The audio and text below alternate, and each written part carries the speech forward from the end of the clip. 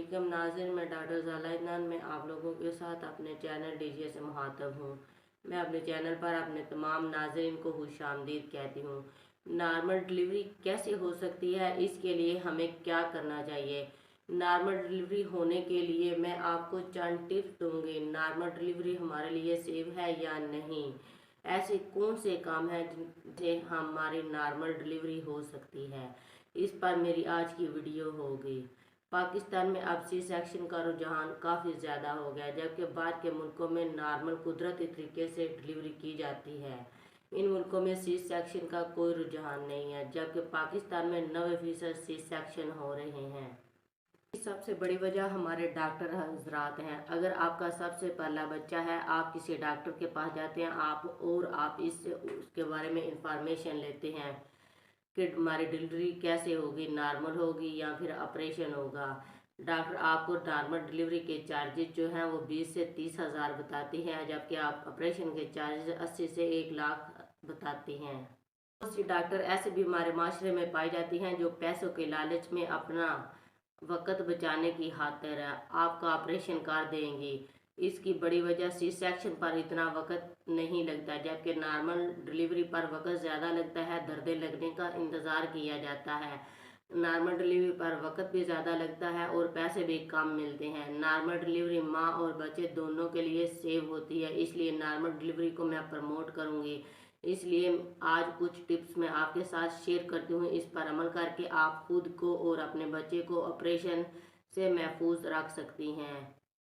सबसे पहले आप किसी ऐसे हेल्थ केयर सेंटर का इंतखाब करें जहां पर नॉर्मल डिलीवरी को प्रेफर किया जाता हो, ना कि ऑपरेशन थिएटर को प्रेफर किया जाता हो। आप वहां से डिलीवरी करवाएं जहां पर नॉर्मल डिलीवरी हो। नंबर 2, अगर आप चाहते हैं कि आपकी नॉर्मल डिलीवरी हो, इसके लिए आप खुद को एक्टिव और फ्रेश रखें। अगर आपको प्रेगनेंसी के दौरान कोई मसला नहीं है बेड, तो इसके लिए आप ज़्यादा बेड रेस्ट ना लें। चलते फिरते रहें, अपने रूटीन वाइज काम करते रहें, वॉक करें और खुद को एक्टिव और फ्रेश रखें। नंबर 3, आप अपना चेकअप एंटीनेटल पूरे 9 माह मुकम्मल तफसील से करवाती रहें। जब आप चेकअप करवाती रहेंगी, चेकअप के दौरान डॉक्टर आपको जो भी टेस्ट एडवाइस करें वो टेस्ट आप लाजमी करवाएं। जब आपका लगातार चेकअप होता रहेगा तो इस दौरान आपको और आपके बच्चे को जो भी कॉम्प्लिकेशन होगी वो आपके नॉलेज में होगी और इस तरह आप ऑपरेशन से महफूज रह सकेंगे। आप अपना बर वक्त ट्रीटमेंट करवा रही होंगी। नंबर 4, आप अपना HB लेवल जो है वो पूरा रखें। आपकी HB पूरी होनी चाहिए, इससे आप ऑपरेशन से महफूज रख सकती हैं। नॉर्मल HB लेवल 12 से 13 होता है। जब आपकी HB पूरी रखेंगी तो आप सेहतमंद और हेल्दी रहेंगी। इसके लिए आप अपनी डाइट को बेहतर से बेहतर करें ताकि आपकी HB लेवल जो है वो पूरा रहे। नंबर 5, अगर आप चाहती हैं कि आपकी नॉर्मल डिलीवरी हो तो इसके लिए एक आप वॉक ज़रूर करें और डेली रात की वॉक 1 घंटा ज़रूर करें। बर्थिंग बाल लें, इसके ऊपर बाउंस करें, एक्सरसाइज करें। ये एक्सरसाइज आपने 7वें माह से स्टार्ट करनी है और 9वें माह तक करते रहनी है। नंबर 7, आपने अपने वज़न को कंट्रोल में रखना है, खुद पर मोटापा नहीं आने देना। ऐसी खुराक इस्तेमाल करनी है जो कि आपको एनर्जी दे के, ना कि मोटापा दे। प्रेगनेंसी से पहले आपका जितना वज़न है, जब आपकी प्रेगनेंसी होगी तो उसमें आपका वज़न 10 से 12 किलो का इजाफा होगा। इससे ज़्यादा अगर आपको वज़न होता है तो ये मोटापे की अलामत है। इसके लिए आपको डॉक्टर से कंसल्ट ज़रूर करना चाहिए। मोटापे वाली खवातीन की नॉर्मल डिलीवरी जो होती है वो बहुत कम होती है।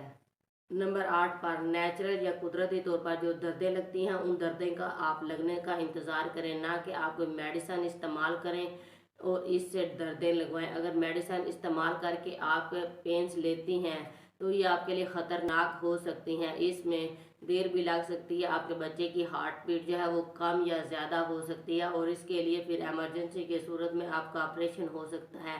ऑपरेशन से बचने के लिए आप कुदरती तौर पर दर्दें लगने का इंतज़ार करें, ना कि खुद दर्दें लगवाएं। नंबर 9, नॉर्मल डिलीवरी के लिए आप 39 से 40 हफ्तों तक इंतज़ार कर सकती हैं। ये इंतज़ार आप उस सूरत में कर सकती हैं जब आपकी कंडीशन नॉर्मल है, आपको किसी किस्म का कोई इशू नहीं है। डॉक्टर ने आपको बताया हुआ है कि आप इंतज़ार कर सकती हैं। नंबर 10, कुछ खुराक ऐसे मैं आपके साथ शेयर करती हूँ जिनसे के इस्तेमाल से दर्दें जो हैं वो कुदरती तौर पर लगती हैं। आखिरी हफ्तों में पपाया पपीता जिसको कहते हैं वो आप अपनी खुराक में ज़रूर इस्तेमाल करें।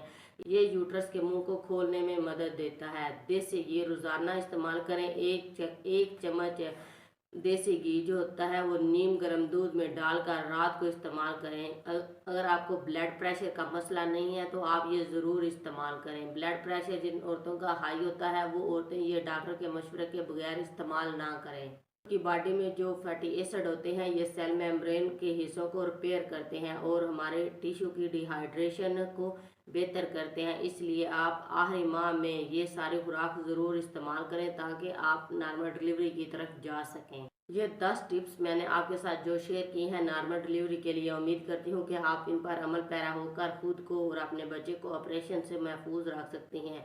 अगर आपको मेरी ये टिप्स पसंद आई हैं तो आप मेरे Facebook page YouTube channel DJ को लाइक और सब्सक्राइब करें। मज़ीद अपने सब दोस्तों के साथ शेयर करें ताकि सब इससे फ़ायदा उठा सकें। शुक्रिया।